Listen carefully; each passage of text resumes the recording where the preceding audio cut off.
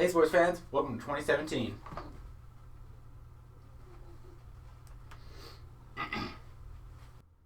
Last week's predictions and outcomes. You didn't get to see these because I didn't make the video because it was Christmas time and nobody was playing hockey. I was preparing my new place and it was R's birthday, and that beats this crap.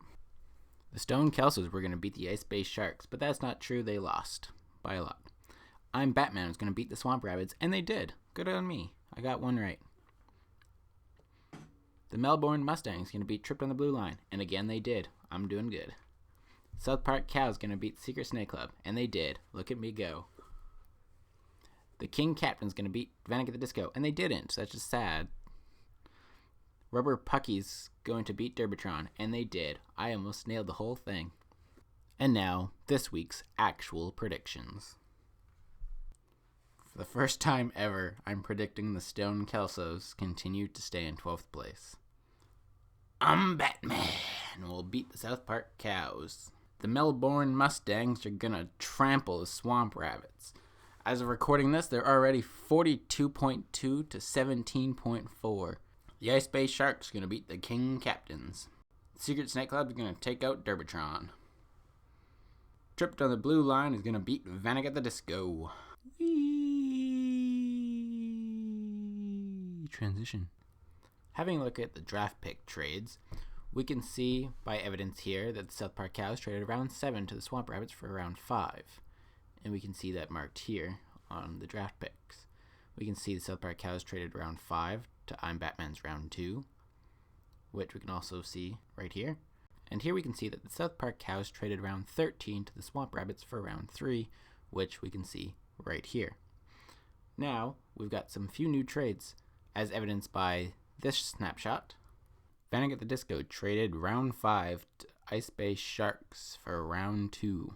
South Park Cows traded round 3 to Panic at the Disco for round 6. Half the season is over and half of my chart is now finished. Now we can see where the worst differences are for the entire first half of the season. With a difference of 88.7, we have Adrian and Brody. Then there is a tie for 75.5 when Johnny beat Kelso and when Brian beat Adrian. Third place goes to Johnny beating Mike with 74.9.